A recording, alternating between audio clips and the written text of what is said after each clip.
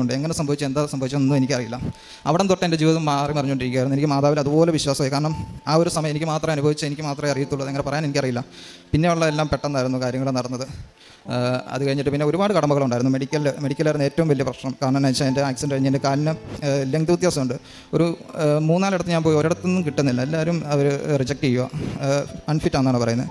അങ്ങനെ പിന്നെ ഓരോരുത്തരും മുഖാന്തരം എങ്ങനെയൊക്കെയോ ട്രിവാൻഡ്രത്ത് ഒരു സെൻറ്റർ അവിടെ പോയി അവർ 2 കാരണങ്ങളാണ്. ഒന്ന്, എനിക്ക് ചെസ്റ്റിന് എന്തോ പ്രശ്നമുണ്ടെന്ന് പറയുന്നു. പിന്നെ എൻ്റെ കാലിൻ്റെ വിഷയം. ആരും അങ്ങനെ തരുന്നില്ലായിരുന്നു. പക്ഷേ കുവൈറ്റിൽ ഇത് പ്രശ്നമല്ലായിരുന്നു. ചെസ്റ്റിന് എനിക്ക് പ്രശ്നമില്ല, കാലിൻ്റെ വിഷയമില്ല. കാരണം നമുക്ക് ലാബ് ടെക്നീഷ്യനാണ്, മൂവ്മെൻറ്റും കാര്യങ്ങളും എല്ലാം ഉണ്ട്.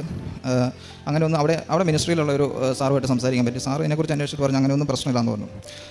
എന്താണെങ്കിലും മാതാവിൻ്റെ ഇടപെടലാവും. ആ 5ാമത് പോയിടത്ത് എനിക്കത് ഫിറ്റായി കിട്ടി. വളരെയധികം സന്തോഷമുണ്ട്. അതിനിടയ്ക്കെല്ലാം ഞാൻ ഇവിടെ ഒരു 3-4 തവണ ഞാൻ വന്നു പോയിട്ടുണ്ട്. അച്ഛനെ കണ്ടിട്ടുണ്ട്, അച്ഛൻ്റെ അനുഗ്രഹം കിട്ടിയിട്ടുണ്ട്. അച്ഛനെ കാണുമ്പോൾ അച്ഛനോടെയും മാതാവ് നിൻ്റെ കൂടെയുണ്ട്, നീ സാക്ഷ്യം പറയണമെന്നൊക്കെ എന്നെ അച്ഛൻ എന്നോട് പറഞ്ഞു. ഇതെല്ലാം പറയുമ്പോൾ എനിക്കിതൊന്നും നടക്കുന്നില്ല. പിന്നെ ഞാൻ എങ്ങനെ സാക്ഷ്യം പറയുമെന്നുള്ള ഒരു ഇതൊക്കെ എൻ്റെ മനസ്സിലുണ്ടായിരുന്നു. അത് കഴിഞ്ഞിട്ട് മെഡിക്കൽ കിട്ടിക്കഴിഞ്ഞപ്പോഴത്തേക്ക് ഇച്ചിരി ഒരു ഇതായി.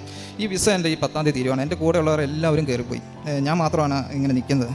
അത് എനിക്കറിയില്ല, മാതാവ് എന്തെങ്കിലും ഒരു ഇതുണ്ടാവും, അതുകൊണ്ടായിരിക്കും എന്ന് ഞാൻ വിചാരിക്കുന്നത് ഇത്രയും താമസിപ്പിച്ച്.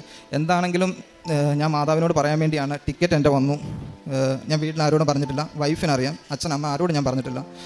ഇന്നലെ ഞാൻ റിസൈൻ വെച്ചു വർക്ക് ചെയ്യുന്നിടത്തുനിന്ന്. അവരോട് ഞാൻ ഡേറ്റോ കാര്യങ്ങളോ ഒന്നും പറഞ്ഞിട്ടില്ല. എനിക്ക് മാതാവിൻ്റെ അടുത്ത് വന്ന് പറയണം, അതിനുവേണ്ടി വന്നതാണ്. സാക്ഷ്യം പറഞ്ഞിട്ടേ പോവുള്ളൂ എന്നുള്ളൊരു ഇത്. അപ്പോൾ ഞാൻ ഈ ഞായറാഴ്ചയാണ് എനിക്ക് ഡേറ്റ് കിട്ടിയിരിക്കുന്നത്.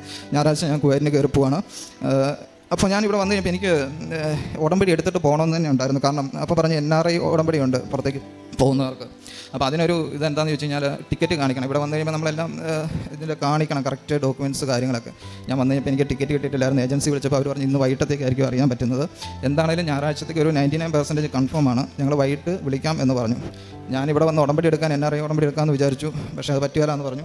അങ്ങനെ ഞാൻ അല്ലാതെ തീർത്ഥാടന ഉടമ്പടി തന്നെ എടുത്തുകൊണ്ട് പോകാം എന്നോർത്ത് എടുത്ത് മോളിൽ ചെന്ന് കഴിഞ്ഞപ്പോഴും ആ ഒരു രീതിയിൽ തന്നെ ഇങ്ങനെ വന്നുകൊണ്ടിരിക്കുകയാണ്. വന്ന് ഞാൻ അവിടെ ഫ്രണ്ടിൽ നമ്മുടെ 11ാമത്തെ അവിടെ ചെന്ന് മാതാവിൻ്റെ മുന്നിൽ നിൽക്കുമ്പോൾ ഞാനിങ്ങനെ ഇതിനിടയ്ക്ക് എല്ലാം നോക്കുന്നുണ്ട്. ഏജൻസിയിൽ വിളിച്ചൊരു പുള്ളിക്കാർ ഉണ്ട്, അവരുമായിട്ട് സംസാരിച്ചപ്പോൾ